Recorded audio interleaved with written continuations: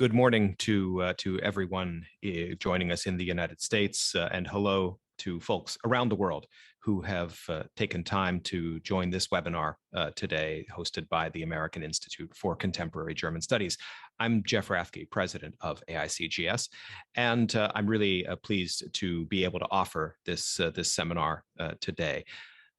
We are meeting, of course, on the second day of the NATO summit in Madrid, and just after historic summits of the European Union and the G7 countries, which took place in Germany. We have been looking at the response since the February 24th Russian invasion of Ukraine, and we see, especially when we look at the German reaction to this deterioration in the security situation in Europe, some dramatic steps which have come to be known in the word Zeitenwende. And today we will talk a bit about what that phrase represents, what has changed in Germany's security and defense response, and what that will mean for not only Germany, but Europe and the transatlantic partnership. And I'm really delighted that we've got Dr. Nicole Koenig, who is a DAAD AICGS Research Fellow, to help guide the way. Some of the things we will be talking about when we look at this in some ways well-known shift in German policy is the more particular question of how it will affect Germany's military capabilities, how sustainable it will be, and how it fits into the broader realignment happening in Europe and in the transatlantic partnership to deal with the very real and now present the threat of Russian aggression in Europe, which has upset a security order that has been in existence for decades. So before I turn it over to Nicole, a very brief introduction. She is, as I said, a research fellow here at AICGS through our partnership with the German Academic Exchange Service, the DAAD. In normal times, she is the deputy director of the Jacques Delors Center at the Hertie School in Berlin, where she specializes in EU security and foreign policy, and also on issues like democracy and institutions, as well as migration policy. She has a background that is pan-European, including time spent doing her PhD in Edinburgh and Cologne, as well as a study at the College of Europe in Bruges and work across Europe. So Nicole, it has been a real pleasure having you with us these past couple of months. And I want to give you the floor and with one remark to all of our listeners out there. We are using the Q&A function on Zoom, which I'm sure you're all familiar with. So please, if you have a question or a contribution to the discussion, please use that tab. We will not be using the chat function. And so everything should go into the Q&A box. And with that, Nicole, I would like to turn it over to you for your reflections on what you've called Germany's reluctant revolution, the Zeitenwende. Please. Yeah, thank you very much, Jeff, for the kind introduction, and thank you to AICGS and to the whole team for hosting me. It's been a really terrific 2 months here, and of course, thank you as well to the DAAD for making this possible. So, as you said, I called it a reluctant revolution, and I'd just like to take you back to the start of this supposed revolution, which was the speech by Chancellor Scholz in the Bundestag on 27th of February, which was a groundbreaking speech because he said that what we are seeing with Russia is a Zeitenwende, so a change of time, a watershed moment, and he announced a range of far-reaching measures that meant a Zeitenwende for German foreign and security policy. And just to recall some of these measures, the first one was that he announced a 100 billion euro special fund for the Bundeswehr, and also with that the objective of meeting the 2% target year after year. The second announcement, which already came earlier actually, was the announcement to deliver weapons to Ukraine, which was very significant for Germany because it was part of Germany's foreign policy security principles not to deliver weapons to conflict zones. He also underlined the commitment to nuclear sharing within NATO, which is significant because it has been an issue of disagreement within the coalition, and which also came out during the coalition negotiations. And he announced the replacement of the outdated Tornado jets by the F-35, again, ending a long and controversial domestic debate. And this came right after a few other notable shifts. On the one hand, the agreement to halt the certification of Nord Stream 2, which had been an issue of lengthy debate as well. And on the other hand, also to agree to exclude a range of Russian banks from the SWIFT international payment system. So taken together, I think that the speech and these announcements can be called revolutionary, and mainly because they mark two departures from Germany's foreign and security policy, which has often been characterized by strong continuity. So the first one is a departure from the principle of Wandel durch Handel, so change through trade, that had very long characterized Germany's Ostpolitik or Eastern policy and also the Russian policy. And the other one is a departure from the principle of political and military restraint, which has been very much at the core of Germany's strategic culture for many decades. So during my fellowship here, I looked at the one hand at the first months of implementation of the Zeitenwende, and on the other hand was very interested in hearing what Americans thought about this German shift. And when I spoke to people here in Washington, I could generally find two types of answers. So the first one was generally there was quite a lot of appreciation. There was a feeling that, finally Germany has woken up to the realities of our time. Finally, Germany is doing what we have been telling them for a long time. So 2% is of course the one thing, but also Nord Stream 2, which has been an issue for a few years already. And I was, I think, particularly struck by the very positive and very welcoming attitude of representatives of the current US administration, which were not only very German friendly, but also very EU friendly. And I think there was the second type of answer, which perhaps could be found more in the broader policy community among experts, was, yes, it's very good that Germany has done this shift, but on the other hand, it seems that, looking at the months following the speech of Scholz, that Germany had to be dragged along on every step rather than actually leading the convoy. It had been the case for Nord Stream, it had been the case for weapon deliveries. And the question that then followed in discussions is really whether Germany has indeed woken up and how sustainable and decisive this Zeitenwende really is. And I think this question was particularly there among security experts. And I think one of the reasons for the skepticism is that people that have been watching German foreign and security policy for a while recall the so-called Munich Consensus of 2014. So after the first Russian aggression towards Ukraine, when the German president, the German foreign and defense ministers unisono announced a shift towards greater international responsibility. And this also included the use of force as a means of last resort. But if we look back at the years after that announced shift, I think it's fair to say that the shift was less radical in practice than the rhetoric would have suggested, and also than that partners would have expected from Germany. So this just as a way of introduction. So what do the first 4 months tell us about the scope, the pace, and the durability of the German Zeitenwende? And because it's my area of expertise, but also because I think it's one of the trickier dimensions of the Zeitenwende, I will focus on the security dimension. And I'll briefly took you through a few internal constraints that we have seen, and then turn to a set of policy recommendations going forward.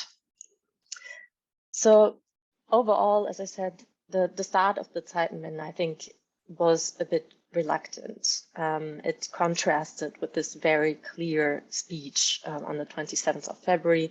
And I think the key example here were the weapon deliveries. It took the German government 2 months to decide that this also included heavy weapons, amongst other things, tanks. And it took the government another 2 months to actually start delivering these weapons. And there was a study by the Kiel Institute for World Economy in mid-June that showed that while Germany was really up in the list of countries providing weapons in terms of the value announced, there was still a large gap between the announced weapons and the reality. So by mid-June, only 1/3 of this value had actually been delivered. And the second part where you could see some of that hesitance, perhaps a little bit more behind the scenes, was actually on the special fund for the military. So the special fund is a debt-financed fund, so it had to be inscribed in Germany's basic law to circumvent the debt break within the basic law, which should be reinstated in 2023. So we required a 2/3 majority to pass this fund, and therefore also required support by the Christian Democrats.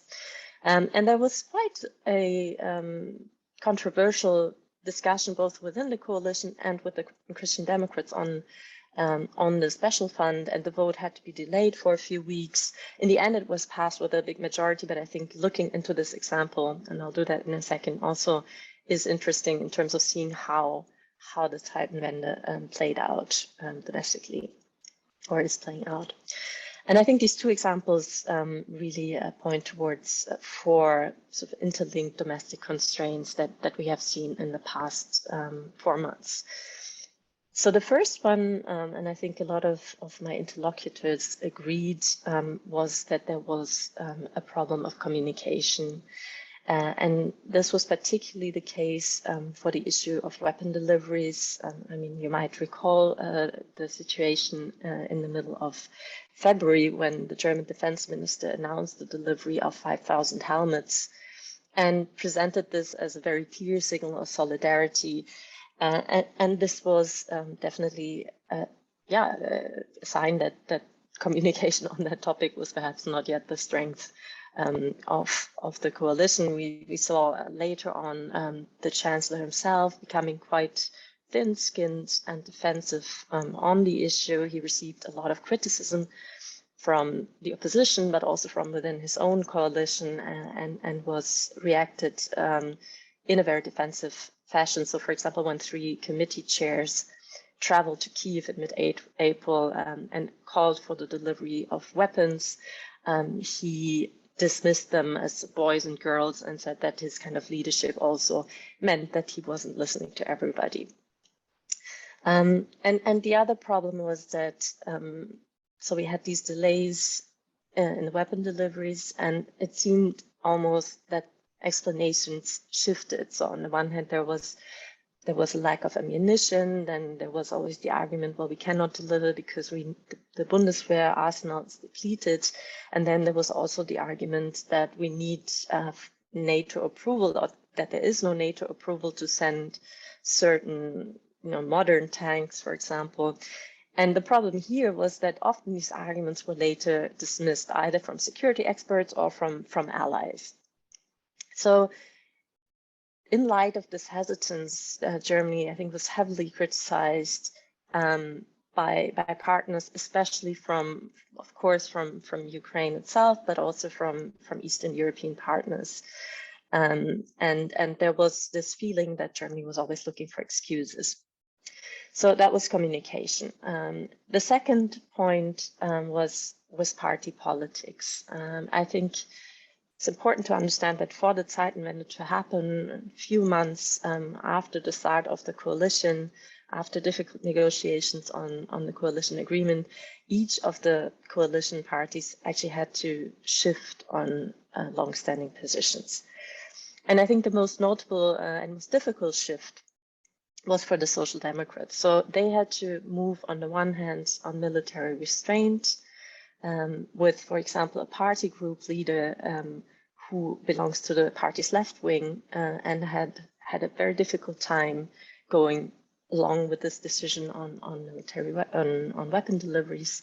But it had also to shift at the same time from decades of Ostpolitik and the debate on potential exclusion of Gerhard Schröder was representative for this shift. And of course, the focus was on the Social Democrats because they were being at the helm of the Zeitenwende.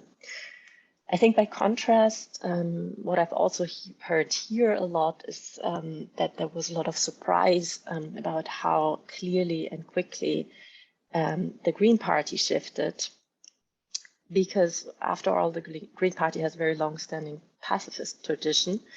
But I think here for the Greens, it was perhaps slightly easier because they had already once had this party internal debate in the case of Kosovo, but also because they had been tougher on Russia and on China for a while. And of course, they had not been in government for the past years. Then moving to the third coalition partner, the Liberals also had to shift, especially regarding the special fund for the military, because they are eager to reinstate the debt brake. And of course, having such a big debt finance instrument was also a bitter pill to swallow. So after all, I mean, there was a lot of support and all of the parties supported Zeitenwende, but I think what you can see as well at the moment is that there are still, each of the parties is still in the process of discussing the programmatic implications of this Zeitenwende. So we are seeing the SPD that is reviewing its foreign policy and its Ostpolitik. There was a very interesting speech a few days ago by Lars Klingbeil, the party leader, where he said that Germany should display more leadership based on a quote-unquote realistic peace policy that also includes military force as legitimate means of last resort. And this statement was immediately criticized also from representative of the party's left wing, and who demanded an inner party debate on this topic. And I think we will see this debate going on. So especially criticizing the notion of leadership in combination with the military and the kind of new understanding of the military. We also saw that for the Greens, although they shifted very, very clearly and quickly, they are not giving up all of their long-standing positions overnight. So we could see that in the negotiations on the special fund for the military, where the Greens insisted that this fund should have a more comprehensive scope, so also including cyber security and support to partners. And they also, together with the Social Democrats, opposed the claim or the demand of the Christian Democrats to inscribe the 2% goal in the Constitution, in the Basic Law. So we saw that in the end, there was a compromise. In the end, the 2% are not in the Basic Law, and there is a kind of compromise formula on the durability of the 2% that we can maybe go into during the discussion if you're interested. But what you see with this position is that, of course, this comprehensive notion of security is here to stay, and that will influence also further debates. And finally, the Liberal Party, the FDP, is very much prepared to keep the Zeitenwende within the boundaries of the debt brake. So we will see this debate coming, and there will be competing priorities. And the question here, I think, it's a debate that is starting a bit at the moment with several issues in Germany, is to what extent the coalition will be able to maintain unity on the Zeitenwende if the three parties are perhaps still having internal debates on the implications and the direction. So that leads me to the third point, and domestic constraint, which is public opinion. So Traditionally, German foreign policy lead has been quite sensitive to public opinion. It has in the past also been accused of hiding behind a pacifist public. And I think if you look at opinion polls until the invasion, you could actually see that this very cautious course on Nord Stream 2, the refusal to deliver weapons, was very much backed by majorities in the public. And it was only really when the invasion happened that majorities shifted. So all of a sudden, from one day to the other, we had backing for more defense investments. We also had majorities for weapon deliveries, which is notable if you really consider the history of public opinion, let's say, on weapon deliveries. This is quite notable to have this very clear shift. But if you dig a bit deeper and look at a broader range of polls, what you see is that the public's actually more divided, or what has been more divided, when it comes to the delivery of heavy weapons. So the margins were smaller, and what you can see as well, and some polls also actually saw that majorities were perhaps opposed to the delivery of heavy weapons. But what you could see as well in these polls is that there were quite broad fears that these heavy weapons would drag Germany into the war, make it a party to the war, that it would lead to further escalation. And if you look at the Chancellor's speeches on this topic, you will always see that he has very much taken up these concerns, and that he has always said that this is our red line. We need to prevent escalation, and that it's part of his oath to keep damage away from the German public. And while this kind of rhetoric has irritated some international partners, this kind of rhetoric actually resonated quite well with the German public. So polls also show that the public or majorities don't think he was too hesitant on this topic. So the question going forward is again, how long can the coalition sustain public backing for the Zeitenwende? And I think what we see already, and the foreign minister, the economy minister have spoken about that, is that we already see first signs of war fatigue in public opinion. We see that inflation is rising as a key concern, and also, of course, potential energy cuts. And this will supposedly increase as we are coming closer to autumn and winter. And I think this could both the restrained and more pacifist side in the public that perhaps currently is not winning the debate, but it's still there and still quite vocal. And the fourth and final domestic constraint, I think, that we saw was institutions. So oftentimes in the literature, you see, you cannot change strategic cultures overnight, because strategic cultures are sticky, not only because they're a part of a collective memory and history, but also because institutions don't change overnight. And I think you could see that as well in the German case. And I think on the one hand, what a lot of observers noted is that there was a lack of security expertise within the chancellery, and there is no proper national security staff within the chancellery, which might have explained sometimes the communication problems that I was referring to. And on the other hand, the issue that also received a lot of attention in the discussions on the special fund for the Bundeswehr was Germany's traditionally cumbersome procurement procedures. So there was an interesting study by Greenpeace on the procurement, looking at the procurement of large weapon systems in the past years, and it shows or suggests that 35 to 54% of the costs could have been avoided. And that they stem from either the lack of truly joint procurement within the EU and NATO, from an overstretched procurement, from legal complaints, from delays, industrial delays. So it's a whole range of factors. And the German defense minister announced that there should be, and there has already been a start also of reforming these procurement procedures, and more is to come. But the question is, of course, will the bureaucratic reform be quick and drastic enough to make this change happen?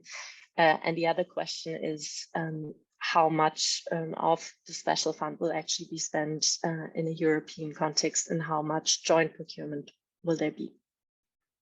So these were some of the internal constraints that we have seen. So communication, party politics, public opinion, and institutions. And I think going forward, these constraints will continue to shape the pace, the scope, and the durability of the Zeitenwende. And at the same time, I think that expectations on Germany to display leadership within the European Union, but also in international security policy, will rise.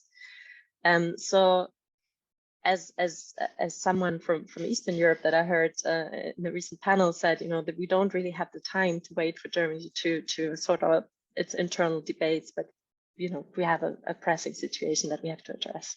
So I think there are a few steps that Germany could take to address these internal constraints and also meet external expectations. And the first one is, so we have a Zeitenwende, we have the shift, but we, as I tried to explain, don't have a very clear direction perhaps yet that is shared among the parties. And I think one of the platforms that will be very important for Germany to decide on the sense of direction is its first ever national security strategy that it's currently working on. So this should be agreed by early 2023. And I think it's an important document to bring together the different ministries and to bring together the coalition parties on the direction of the Zeitenwende and on a range of difficult questions. So of course, on the one hand, it will be a document to bring in the lessons from the war, both regarding relations towards Russia and issues such as weapon deliveries, but will also be a place where broader questions could be answered, and that will be difficult questions. One of them, for example, will be what does the Zeitenwende mean for crisis management? So we have had the start of this debate last year after the withdrawal from Afghanistan, and there has been this thought to review mandates and to really rethink what could be objectives for crisis management. But I think this debate has been somewhat marginalized in the current context, but it will come back. And I think the other question that people here in the US are also asking when it comes to the Zeitenwende is, so what does the Zeitenwende mean for China and for relations with China? And yeah, these questions will have to be answered in the strategy. And I think one of the important things I spoke about the public is to make this process inclusive. And we have seen already that the foreign ministry aspires to do that. So the German foreign minister is doing an outreach tour this summer across different cities and trying to get a sense what the public is concerned about and to communicate about this process. And I think it's very important. And I think it will also be important to do that after the strategy is published and to perhaps have more frequent debates on the issue of security policy in the Bundestag as well. And the second point, matching what I said about institutions, is I think that an important follow on from the strategy is to review Germany's security architecture, which has not changed very much in the past decades. And I think it's important to review the lessons for the institutional setup from the past months, but perhaps also from the aftermath of Afghanistan, of the withdrawal last year. And I think one of the points could be to think about how to bolster the security expertise within the Chancellery. One thought could be to create the post of a national security advisor with a small staff.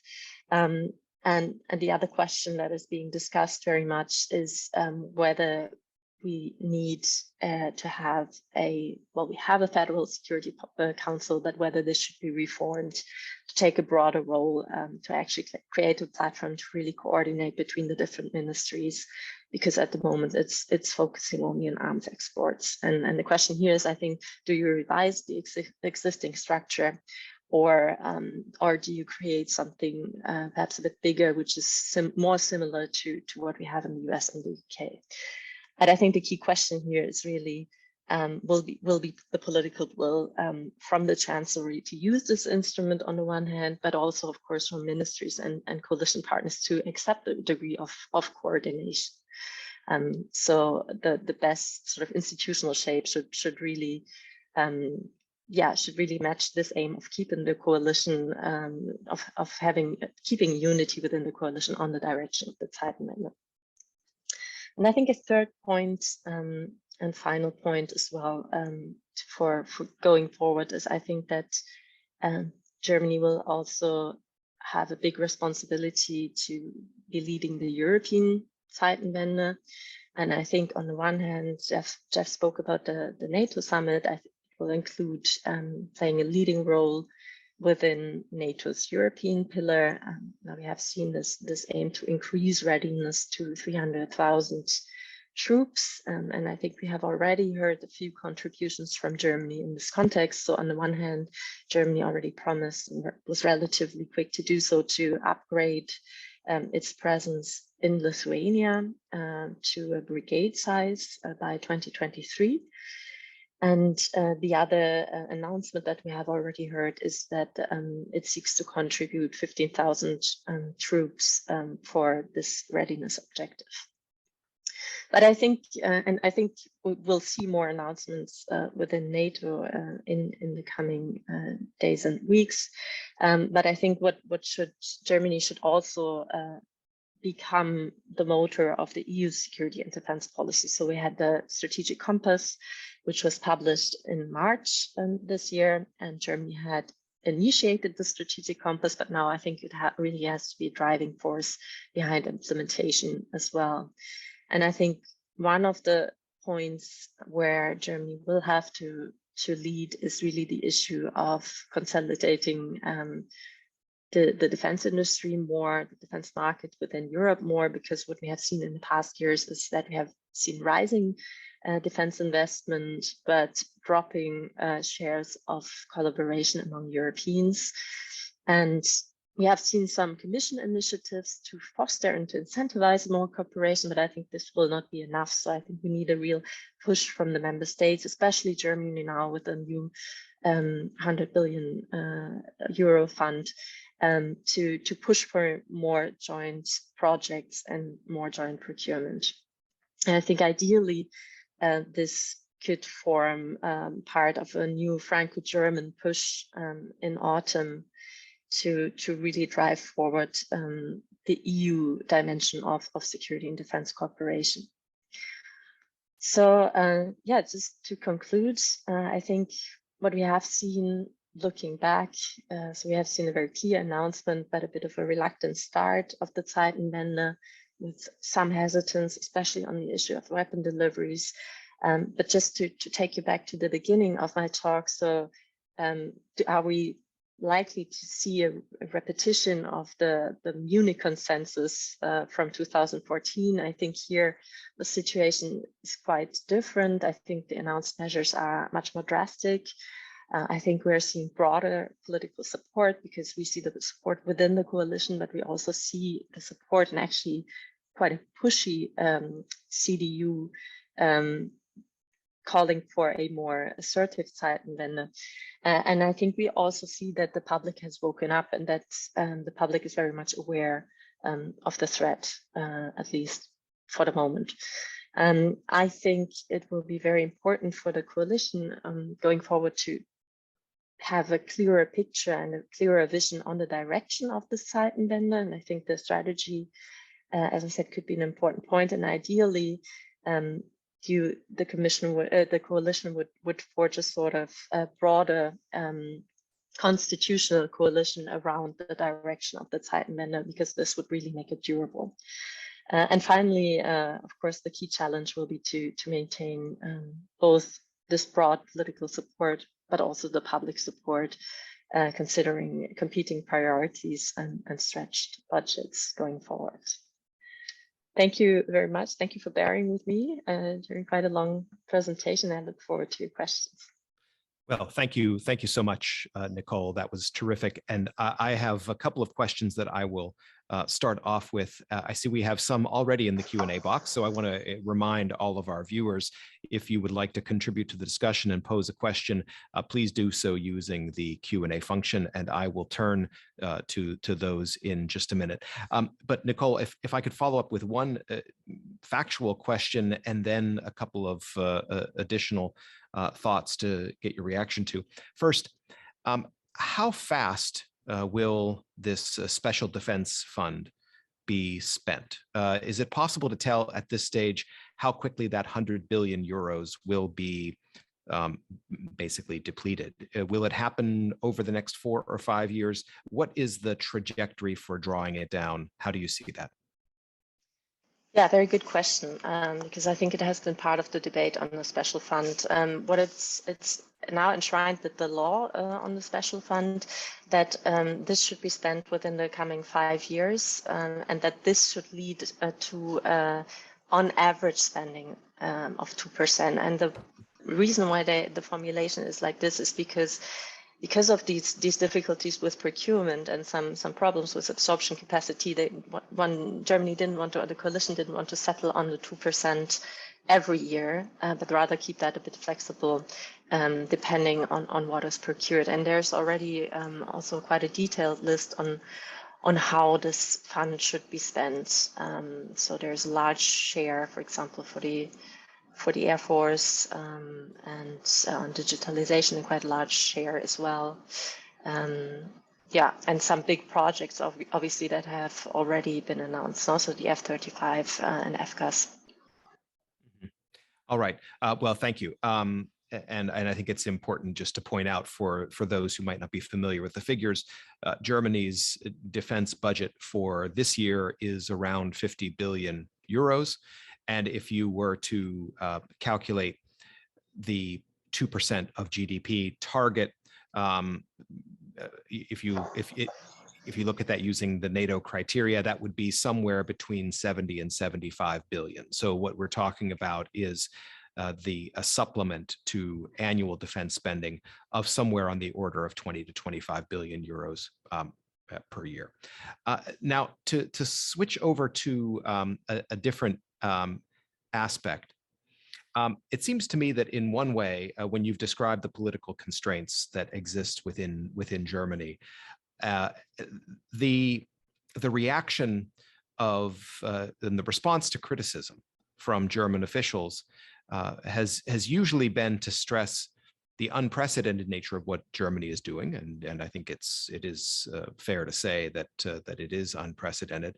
But it seems to be that it's sort of a balance between German officials saying we are doing a lot and we're doing things we haven't done before, which is different from saying we are doing what is necessary under these changed circumstances to accomplish our strategic objective.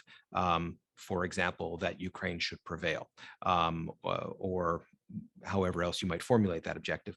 Can you say a little bit about this balance, this tension between Germany measuring its actions versus what is difficult by that standard, instead of measuring it by what is necessary to accomplish the objective at hand?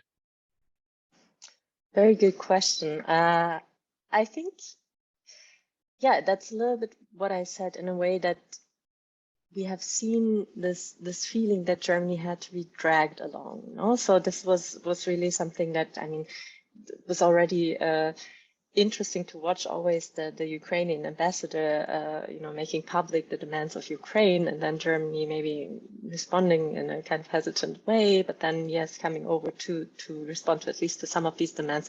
So this has been a little bit this feeling, that Germany is not leading the way and saying, okay, this is the objective, this is what we want to do, and this is why we do all the necessary, but doing a very important shift, but a little bit having to be dragged along, I think.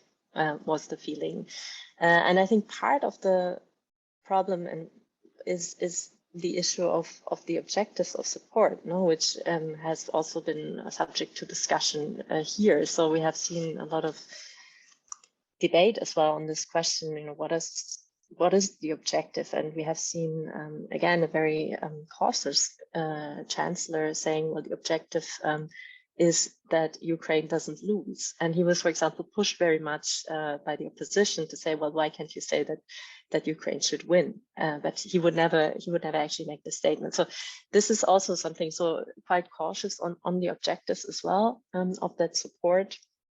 And yes, struggling a little bit, because the steps that Germany is taking are significant. And if you know, I said that Germany is number 4 in terms of the total cost of weapons it has promised. So it is quite significant, but struggling at the same time with a lot of internal constraints, with some doubts in some of the parties, notably within the SPD. So that, I think, explains a little bit this tension that you describe. And would you, it seems to me that in a way, that is the measure of whether the strategic culture in Germany has shifted. If it goes from a reaction where it stresses that Germany is doing a lot, as opposed to stressing the achievement, the application of available resources to achieving a clearly articulated outcome. And I think that's the most difficult bit. I think it's this very, I think departing completely from military and political restraint is really the most difficult shift for German strategic culture. And I'm not sure whether it will happen in a way that will match, perhaps, for example, US expectations or US understanding of leadership. I have some doubts, also because I think German leadership, and I mean, it's been very long debate about German leadership, especially also within the EU. Germany, because part of its strategic culture is very much this multilateral outlook. So that's why you will see also in speeches by the Chancellor always saying, "Hey, everything we do, we do within the group of our partners." And that's also part of it, you know. I think Germany consults a lot with partners, and that's also perhaps why it's perceived sometimes as being a bit hesitant.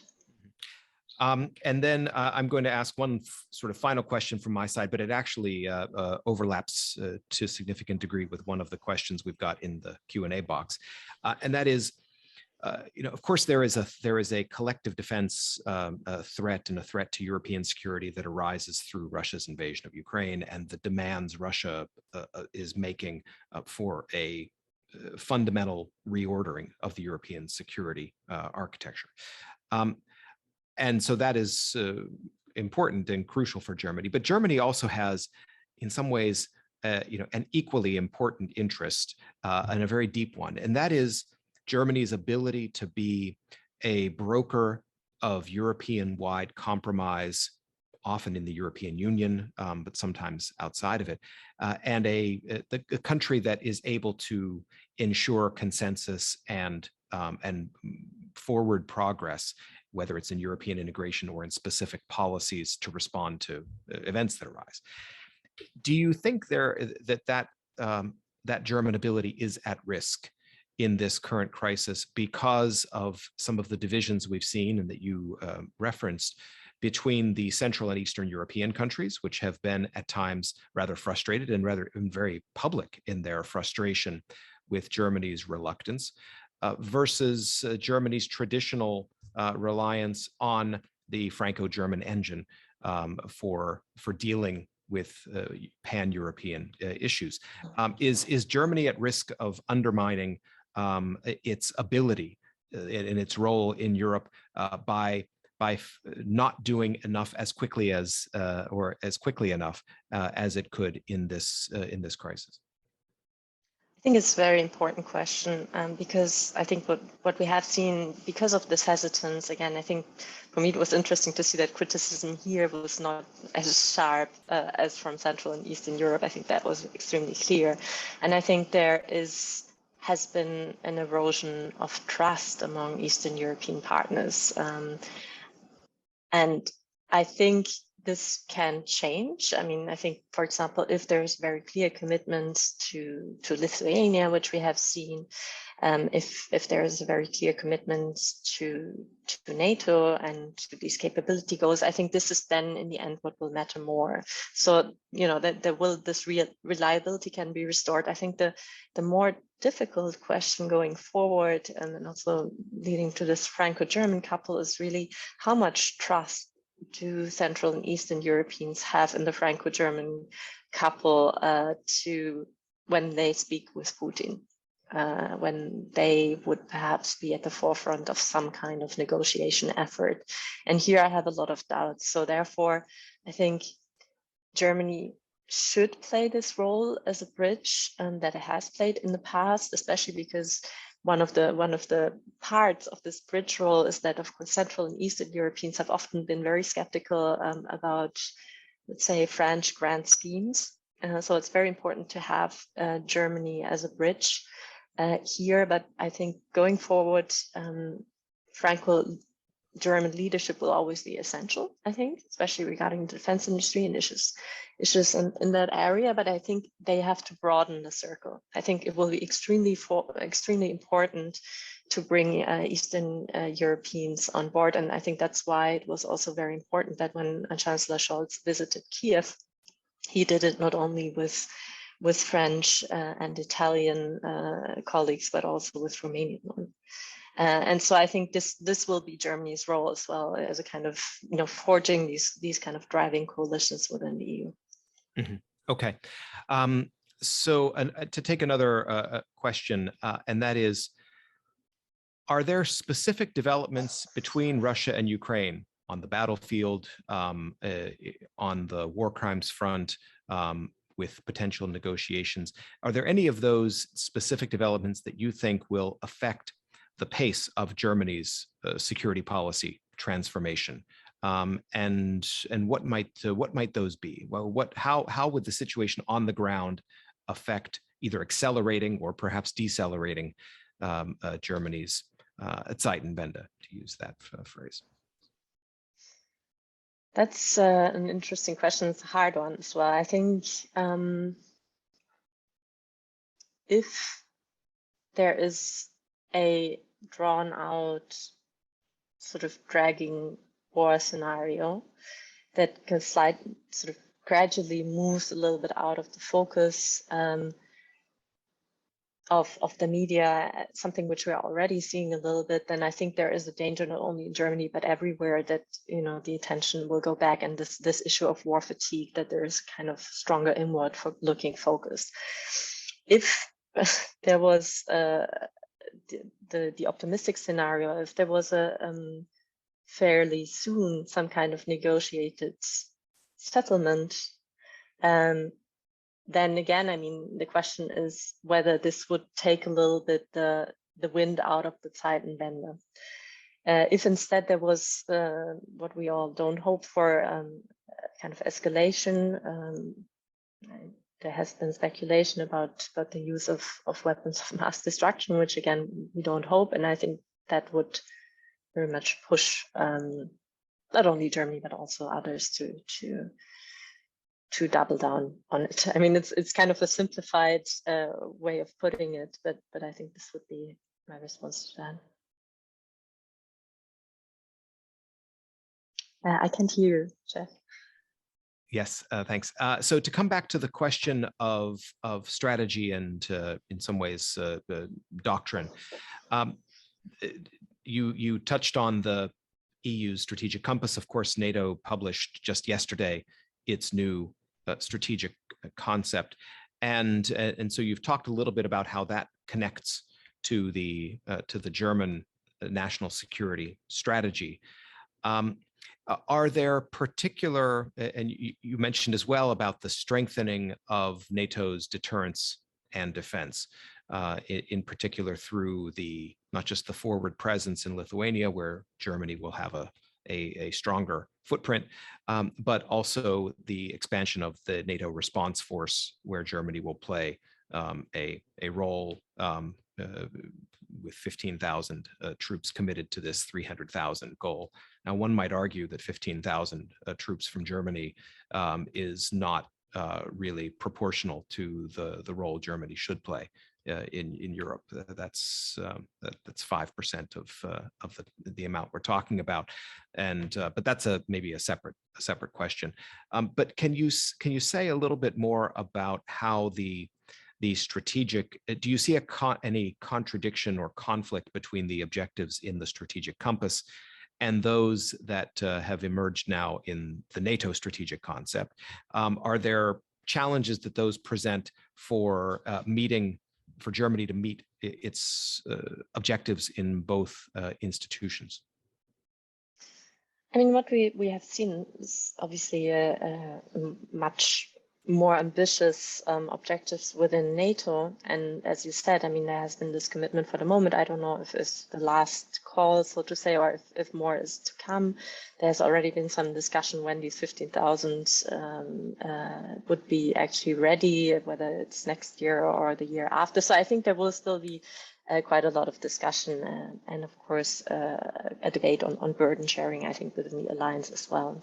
I think one of the, I think the two documents, the compass and the concept, are largely complementary, which is not so surprising because within the EU, a lot of member states have pushed for them very strongly to be complementary. So whereas the concept of course underlines deterrence and defense, the compass very much stresses that deterrence and defense is NATO's role, and both documents also underline the need for greater cooperation between the EU and NATO. But I think effectively there will be, I think, a debate. So one of the follow-ups of the strategic compass is that the EU should be discussing its illustrative crisis management scenarios. So the kind of scenarios that the EU would be preparing for in the next 5 to 10 years, that also its new rapid deployment capacity should be set up for. And I think this will be quite a difficult debate held in parallel with the debate on the German national security strategy, because I think while there is a strong push behind collective defense and behind the NATO goals, I think it's much more of a question how much appetite there is for out-of-area crisis management in Germany. And I think this question will come to Germany because Germany is the first framework nation to lead the EU's new rapid deployment capacity in 2025. I think if you look at the numbers and there's always this duplication argument, I think that's not something to worry, because for example, the rapid deployment capacity, we're speaking about 5,000 troops. And if you compare that, of course, to the NATO goals, it's a whole different dimension. But I think still in terms of also capability development, not only in Germany, but in Germany as well, there will be a debate on how to balance the different requirements between out of area and between collective defense, because there's so much catch up as well to do in the area of collective defense.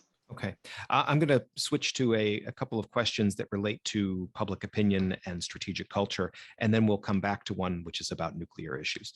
And so the first question, it has to do with public opinion and party politics in a way. The question is, can you speak of one German strategic culture, or do you actually have multiple ones? Because you see differences in the ways the parties have reacted.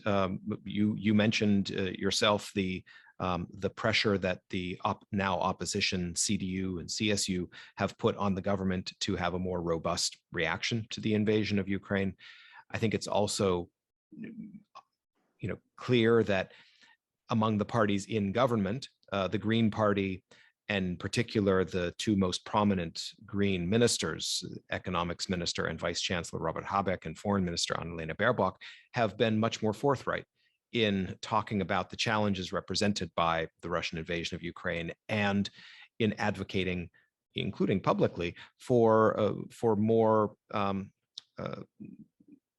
more robust reactions on the German part.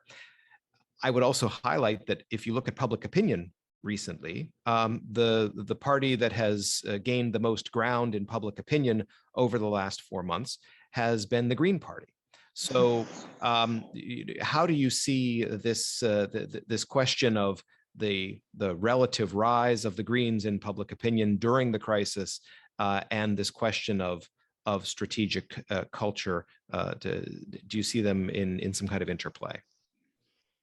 And Germany's strategic, of course, strategic cultures are always sort of internally contested, no? So, but still, I think if you look back at the past years, and we had big coalitions and different coalitions, and generally there has been quite a lot of continuity in Germany's foreign and security policy, and that's based on the one hand on a very strong multilateral occasion, and on the other hand on a continued adherence to military restraint. And it doesn't really matter whether it's the Christian Democrats at the helm or the Social Democrats. I mean, it's a matter of degrees for sure. And if you see it in the current debate, there are differences. But in terms of practice, there has been quite a lot of continuity, I would say. And if you now look, and you mentioned the polls of the Greens, I have to say I have been quite surprised to see that the respondents in polls that support the Green parties have been actually the highest supporters of weapon deliveries to Ukraine, right, even more in favor than supporters of the Christian Democrats. And if you would have told that to someone in Germany last year, I think people wouldn't have believed it. And I think what that shows is that, takes me back to this point of communication. I think there has been very good communication on this topic on behalf of the Greens. And they have managed to convince their constituency with an argument saying, okay, yes, we have always been in favor of military restraint, but now we are seeing a situation where, we cannot hold this position, because if we hold this position, then we do not support the fight for freedom or for democracy. So we've got time, I think, for just two more exchanges, and I'm going to use the first to follow up on what you were just talking about, and this is maybe looking at it from a different angle. If we think about the sustainability of Germany's strengthened commitment and stronger role in international security, especially in Europe, to what degree is that are internal versus external factors important in that sustainability? In other words, is there a way in which the domestic momentum could become self-reinforcing, as you have the mainstream parties that represent 80% approximately of the vote, all in one way or another supporting this shift? Or is it a question of external pressure and encouragement, either through NATO or through European institutions, setting targets that Germany then has to stretch to meet? I think it's usually both. So I think one of the reasons why we have seen this Zeitenwende is because there was a very united West with a very sort of clear expectation on Germany to do more, and at the same time there was an internal consensus. And if I say internal consensus, there was a consensus between, as you said, 80%, all the mainstream parties and the public. So this is this kind of situation that we had, that we to an extent still have, and that's why I kind of stressed that this is important. So if you have, I think if you have one of these factors changing, especially the internal ones, then it will be more difficult, and then there could be a sort of less fast, less decisive Zeitenwende going forward. Mm-hmm. Okay, and last question, which is about the nuclear policy within NATO and in general in Europe. The question is, should the nuclear sharing arrangements within NATO be rethought? Should there be a strengthened Franco-German cooperation in the nuclear field? Or should this issue of nuclear deterrence remain left to NATO? So whether the existing arrangement should be reformed, I wouldn't be able to tell. Maybe there are reform ideas, and my feeling is from the NATO concept that there is not a big reform on the horizon. I think the interesting question is really here, should there be anything additional? Should there be a kind of European umbrella? Should there be something Franco-German? And I think this debate started a few years backwards, always coming back, but there was this invitation by President Macron to start a dialogue on nuclear issues. And this didn't really take off. And I think one of the reasons is because there's always this question, well, you know, if we would have a French umbrella, then would the French actually be willing to give up any sovereignty? And I think the answer is no. So the question is, to what extent would you put yourself in a kind of French-led umbrella if in the end you do not partake in the decision making? And so for the moment, I mean, this question comes up once in a while in the debate, but nobody really likes to touch it. I think it could gain traction depending on the outcome of the next presidential election in the US. Well, I think that's the fundamental issue, and that is you only look for an alternative to the current arrangement if you have a doubt about the existing one. And at least for the time being, there's no reason to doubt the U.S. commitment to its nuclear umbrella and the role of nuclear deterrence within NATO and extended deterrence as U.S. policy.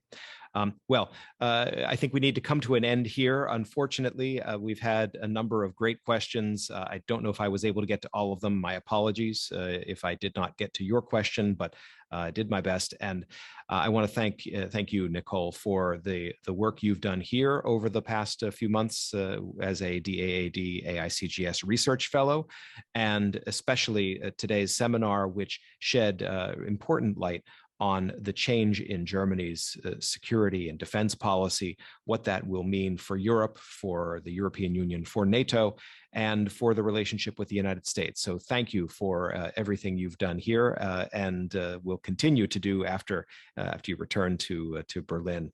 Let me also thank my colleague Liz Hoteri for putting together today's webinar, and thanks to all of you for joining us today for this seminar on Germany's Zeitenwende. Nicole, any final words? Well, thank you very much, Jeff, and thank you, Liz, and thanks for all of you for joining us, and hope to see you either in Washington or in Berlin in the future. Wonderful. I'm looking forward to having you with us at the next AICGS event, whether in person or online. Thanks, and a great day to everyone. Bye-bye.